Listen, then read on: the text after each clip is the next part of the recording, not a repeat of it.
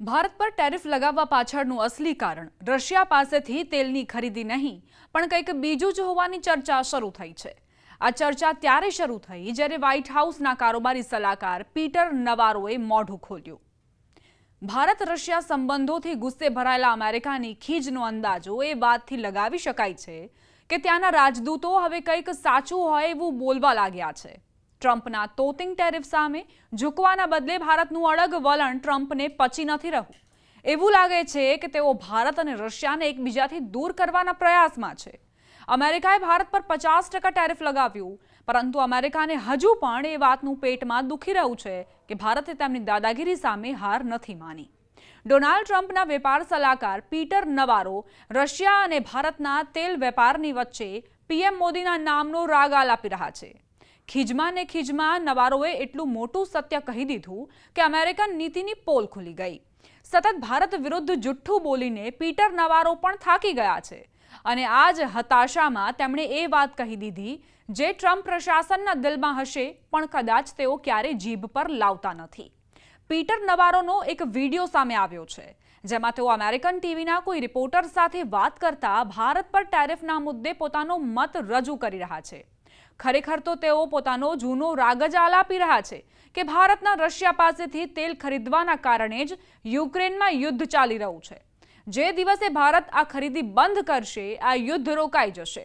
રસપ્રદ વાત એ છે કે તેઓ તેલ ખરીદી મુદ્દે ચીનનું નામ પણ લેતા નથી, જે ભારત કરતાં વધુ તેલનો વેપાર રશિયા સાથે કરે છે। આ પછી નવારો એવું કહે છે જે કદાચ અમેરિકાનું અસલી દર્દ હોઈ શકે છે। તેઓ કહે છે તેઓ એટલે કે ભારત તો અમારા હથિયારો પણ ખરીદતું નથી। આ વાત પરથી નિષ્ણાંતો એવી ચર્ચા કરી રહ્યા છે કે અમેરિકાની પીડા સ્પષ્ટ છે કે ભારતે તેમના હથિયારો નકારી દીધા છે, જેના કારણે ડોનાલ્ડ ટ્રમ્પનું વેપાર લક્ષ્ય પૂરું નથી થઈ રહ્યું। એવામાં જો આ આશંકા સાચી હોય તો સવાલ એ છે કે શું રશિયન તેલ ખરીદી માત્ર એક બહાનું છે અને અમેરિકાનું ટોર્ચર હથિયારો વેચવા માટે છે? પીટર નવારોની બોલવાની રીત જ તેમની ખીજ દર્શાવે છે। જ્યારે તેઓ કોઈ ટીવી શોમાં આ જ મુદ્દે વાત કરવા બેઠા હતા ત્યારે તેમણે યુક્રેનના યુદ્ધને મોદીનું યુદ્ધ ગણાવ્યું। આવી રીતે બોલવા પર શોના એન્કર પણ આશ્ચર્યચકિત થઈ ગયા હતા, પરંતુ નવારો અહીં જ ન અટક્યા। તેમણે ઓછામાં ઓછા 3 વખત આ શબ્દનો ઉપયોગ કર્યો। જ્યાં સુધી એન્કરે તેમને ચીનની યાદ ન અપાવી ત્યાં સુધી તેઓ ફક્ત અને ફક્ત પીએમ મોદીને જ આ આખા યુદ્ધના પ્રાયોજક તરીકે રજૂ કરતા રહ્યા। માનવામાં આવી રહ્યું છે કે ભારત અમેરિકાની વેપારની શરતો સામે ઝૂક્યું નથી, એટલે નવારોએ ભારતને ઘમંડી સુધી કહી દીધું। તેમના આવા નિવેદનો સાંભળીને એવું લાગતું નથી કે આ બે દેશો વચ્ચેનો મુદ્દો છે। જાણે નવારોને પ્રધાનમંત્રી મોદીની રાષ્ટ્રહિતની નીતિઓ સામે જ વાંધો હોય એવું લાગી રહ્યું છે, કારણ કે પ્રધાનમંત્રી મોદી હથિયારથી લઈને દરેક વસ્તુ પર શરૂઆતથી જ આત્મનિર્ભરતા પર જોર આપી રહ્યા છે। देखिए, पीटर नवारो जो है कई बार भारत के विरोध में वो लगातार बयान देते जा रहे हैं और मुझे लगता है कि ये एक अफसोस वाली बात है कि एक सीनियर एडवाइजर जो कि ट्रंप के हैं उनका इस ढंग का बयान देना कि भारत गैर जिम्मेदाराना व्यवहार कर रहा है, भारत प्रजातंत्र के तरीके से नहीं व्यवहार कर रहा है और भारत जो एक तानाशाही देश चीन है उसके साथ संबंध अच्छे बनाने की कोशिश कर रहा है। लेकिन सच्चाई तो इसके विपरीत है, क्योंकि अमेरिका अभी क्या कर रहा है कि अमेरिका चीन को बख्श करके भारत पे टैरिफ लगाने की कोशिश कर रहा है। अब मुझे यह बताएं कि अगर नवारो का जो स्टेटमेंट कि भारत प्रजातांत्रिक देश की तरह नहीं बिहेव कर रहा है, यानी कि प्रजातंत्र दूसरे जो प्रजातंत्र है उनके करीब आने की कोशिश नहीं कर रहा है, ये तो सरासर गलत है, क्योंकि अमेरिका खुद चीन से निगोशिएट कर रहा है और भारत पर टैरिफ लगा रहा है। तो वैसे में मुझे लगता है कि अमेरिका को यह पता चल गया है कि भारत उनके दबाव में नहीं आने वाला है और मुझे लगता है कि भारत की जो पॉलिसी है कि वो जो टैरिफ हटाने की बात है एग्रीकल्चर प्रोडक्ट्स को लेके, फर्टिलाइजर को लेके और जो रूस के साथ तेल लेने की जो बात है उसको लेके भारत अमेरिका की बात नहीं मान रहा है और मुझे लगता है भारत इसमें जस्टिफाइड है, क्योंकि सवाल यह है कि अमेरिका देखिए, अगर आप ट्रंप को अपीज करने की कोशिश करें तो अभी आप रूस से तेल लेना अगर बंद कर देते हैं तो लेकिन कल अमेरिका यह बोलेगा कि आप ब्रिक्स से अलग हो जाएं, ब्रिक्स के साथ ग्लोबल साउथ के देशों के साथ कोऑपरेट नहीं करें। कल यह भी बोल सकता है कि चीन के साथ आप वहां पे जो है बॉर्डर इश्यूज पे लेके चीन के साथ कुछ इस ढंग के झगड़े करें और उसके बाद कई देश के साथ जो हमारे संबंध अच्छे हैं उससे भी दबाव डाल सकता है कि उनसे आप संबंध अपने विच्छेद करें, या फिर यह बोल सकता है कि रूस से जो आप आयात करते खरीदते हैं जो डिफेंस प्रोडक्ट्स का, वो आयात करना बंद कर दें। तो मतलब एक सिलसिला चलता रहेगा और हमें अमेरिका को एक कभी न कभी रोकना पड़ेगा या बताना पड़ेगा कि क्या जो इश्यू है वो अमेरिका के साथ निगोशिएबल है और क्या इश्यू है जो कि निगोशिएबल नहीं है। तो जहां पे सॉवरेनिटी की बात होती है, भारत के विदेश नीति की बात होती है, जो अमेरिका से सीधा जिसका संबंध नहीं है, वहां पे अमेरिका के दबाव में आना खतरनाक साबित हो सकता है। और हमें लगता है कि पीटर नवारो नहीं समझ रहे हैं कि वो किस ढंग से अमेरिकन पॉलिसी को डैमेज कर रहे हैं। क्योंकि भारत अगर अपने संबंध चीन के साथ नॉर्मलाइज करने की कोशिश कर रहा है तो इसका सीधा कारण ट्रंप की पॉलिसी है। और इस ढंग के स्टेटमेंट जो कि नवारो या उस जो लुटने की या इस ढंग के जो दूसरे उनके ब्यूरोक्रेसी के लोग हैं, वो लगातार भारत के विरोध में इस ढंग के स्टेटमेंट दे रहे हैं। ट्रंप का भी कल स्टेटमेंट आया था जिसमें उन्होंने बताया कि किस ढंग से उन्होंने प्राइम मिनिस्टर मोदी को एक तरह से धमकी दी थी। तो इस ढंग की बातें जो है दिखाता है कि अमेरिका बिल्कुल इनसेंसिटिव हो चुका है।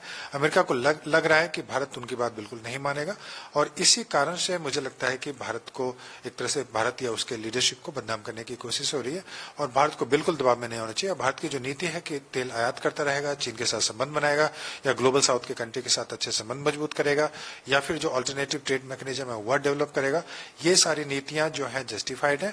और जो हमें नुकसान होगा अमेरिका के साथ वो अभी तुरंत तो नहीं उसकी भरपाई हो सकती है, लेकिन हम कोशिश करते रहे तो अपनी पॉलिसीज को डाइवर्सिफाई करके, एक्सपोर्ट के बास्केट को डाइवर्सिफाई करके, अल्टरनेटिव मैकेनिज्म ब्रिक्स और दूसरे देशों के साथ तैयार करके हम, मुझे लगता है कि उस जो अभी नुकसान होगा उसकी भरपाई कर पाएंगे। देखिए, भारत ने कई बार अपना स्टैंड क्लियर कर दिया है कि भारत तेल वहीं से खरीदता है जहां से उसके दाम सस्ते मिले, क्योंकि भारत के पास एक 1.4 बिलियन की पॉपुलेशन है और जो उसका प्राइस है ऑयल का मार्केट में वो उसके लिए बहुत महत्वपूर्ण है। और दूसरी बात ये भी है कि भारत जो है वो सबसे बड़ा बायर नहीं है रशियन ऑयल का, चाइना सबसे बड़ा बायर है। लेकिन इसको जियोपॉलिटिकल कॉन्टेक्स्ट में, जियो इकोनॉमिक कॉन्टेक्स्ट में अगर हम देखें तो यूनाइटेड स्टेट्स और चाइना के बीच में स्ट्रेटेजिक रीएडजस्टमेंट की बात चल रही है, इकोनॉमिक रीएडजस्टमेंट के ऊपर।